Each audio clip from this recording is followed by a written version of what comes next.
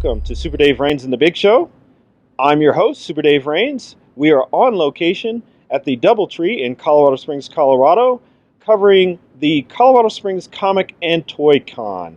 I am joined today by Robert Bo Ben, aka Big Sexy, and our newest co-host, Matt Whitt, who is our toy and tech experts and games. And I'm really looking forward to Big Show Games and Tech Toys, which is going to be hosted by the one and only Robert Ben, aka Big Sexy.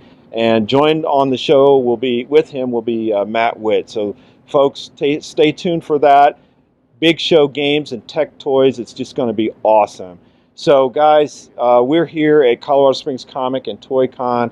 I want to thank Clint Randolph, who is the organizer of this event.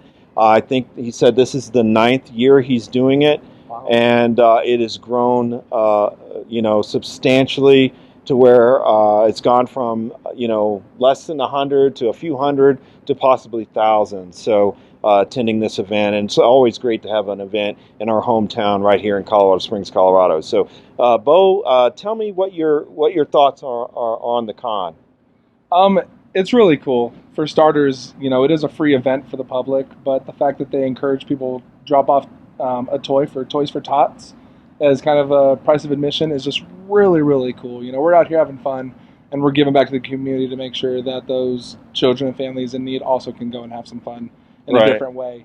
So it's really cool, but I'm a big Pokemon fan. Yeah, I know. And Pokemon is lit right now here. So, yeah, exactly. Yeah, I just got lost for like 20 minutes at a Pokemon table. Yeah, folks, we had to look for him. Well, not really, because we knew where he was at. We trying to pull him away from that Pokemon table, at the Pokemon table. Yeah, exactly. Awesome. I'm probably going to go when I'm done, too. Yeah, exactly. So, absolutely, Pokemon Go is really big. So, Matt, tell me, what do you think about Colorado Springs Comic and Toy Con? This is the first time I've actually been here, and just walking in, the first thing that you see is the 501st of Star Wars. Oh yeah. And as soon as I saw that, I was like, all right, this is definitely gonna be a good time. And then you walk into the actual area, and it's really impressive. All the people there, everyone's been super nice here, so it's been a really good time. Yeah, absolutely, folks. We're having a great time. It's just been a lot of fun. So we'll get into the main part of the show, which is movies, and we've seen a few lately. Tell me what you thought of The Killing Joke. Oh, God. Killing Joke, it's a great time at the movies. If you've read the comic, or even if you haven't, if you're just a Batman fan, you got to check it out. In terms of just animation, it's really, really solid. They bring back the whole original voice cast from the Batman animated series. Right. So Kevin Conroy, Mark Hamill, Tony Strong, it's awesome. It's fantastic. There's a couple little things with it story-wise. I can't dive into it too much for those that haven't read the comic. I don't want to spoil it for those ones, because the more, the less you know, the better it is, because there's some really shocking stuff in it. It's rated R for a reason. Definitely. Mark Hamill, though, his Joker, he's sorely missed as that voice actor. It's undeniable. He's unrivaled. Right. But so gotta check it out. Yeah, absolutely. And folks, please don't forget to check out Bo's review on The Killing Joke on our Facebook page. It's excellent. So we try to keep you up to date on everything that's going on in the world of pop culture. So I don't know if you've seen Killing Joke yet, but I'm pretty sure you're familiar with it. I haven't seen it yet. I'm really excited to see it. I need to. I definitely need to in the next week or so. Mark Hamill was probably my favorite Joker. I think everyone's in between, Heath Ledger and him, and so I'm really excited. I've always been a huge fan of DC's animated series, like everybody else is. So I'm sure they did a great job on it. I'm really excited to see it, though. Right, absolutely. Killing Joke was excellent, folks. It's a really good time. So let me ask you about Star Trek Beyond. Oh, yeah. Because we had a little disagreement here about that movie. We did. So I do want to chime in, going back real quick. Killing Joke, Bryson Lynn, fellow reviewer, reviewed that film. He loved Killing Joke, so check out his review. I did write the review, though, for Star Trek. And that's right. I loved Star Trek. It has some issues. I'll just get to the point. There's some very flimsy plot at hand. Right. Very flimsy. The villain is also really weak. Idris Elba plays the villain in the film, and to see a talent like him be so underutilized, and almost wasted, is just really disappointing.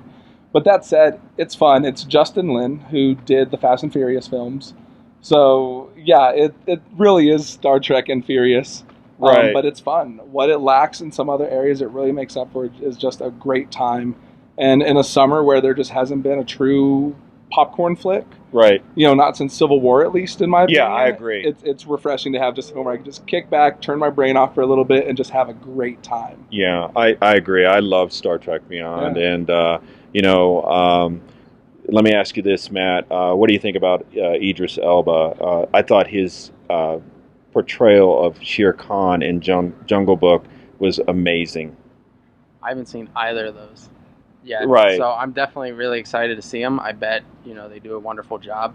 Unfortunately, I've been a little busy playing video games and stuff to be out at the movie theaters right now. Right. But I definitely. But you're an Idris fan, right? I guess so. I mean, I can't even remember a couple of the last movies. Right. In, so. Well, folks, we got to get him out from. I have to get under the rock. We'll fix that. That's why we got you for the Big Show Games and Tech Toys, hosted by Robert Bobin, aka Big Sexy. Really excited for that. And you're right about that review. Actually, Bryson Lynn, aka Batman, wrote that review, and it was fabulous. And your review on Star Trek was amazing. We love both films.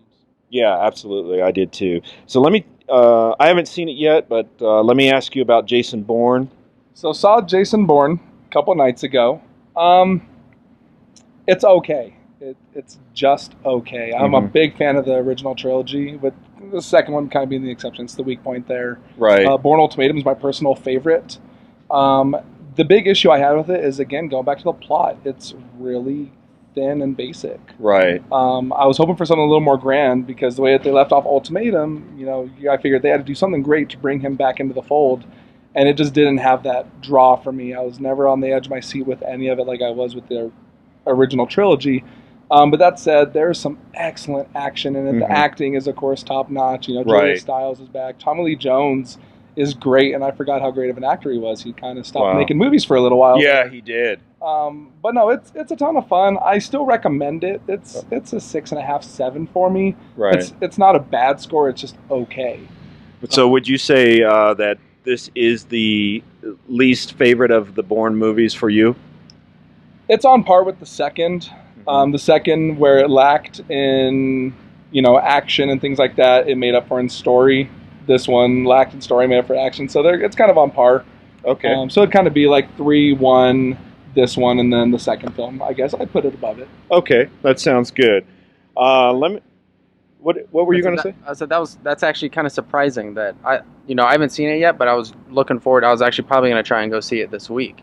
And for me, I thought that Matt Damon's character as Jason Bourne it was very important to him that they were going to make this one special. So it's I think you went into the movie of the same approach that I'll probably be going into it, is that if they're going to bring back Jason Bourne as a character, that it has to be something very special. Yeah, which exactly. I'm hoping that they touch on. Right.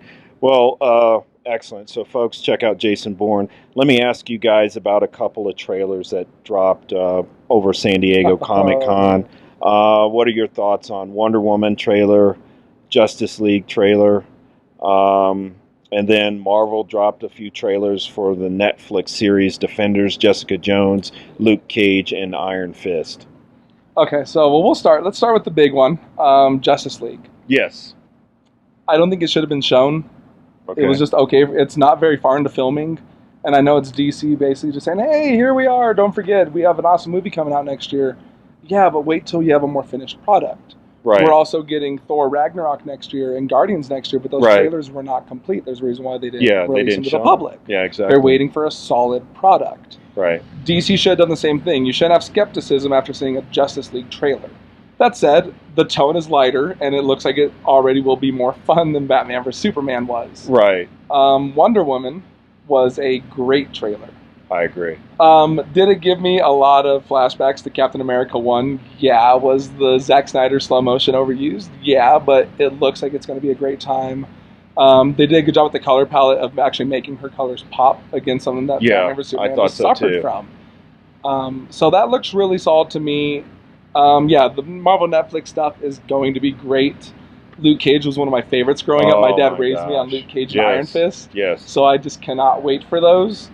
And then we can't forget, though, that Marvel showed off the second official trailer for Doctor Strange. Oh, yes. And that's the trailer that did it for me. Like, part Inception, part Matrix, and the rest Marvel.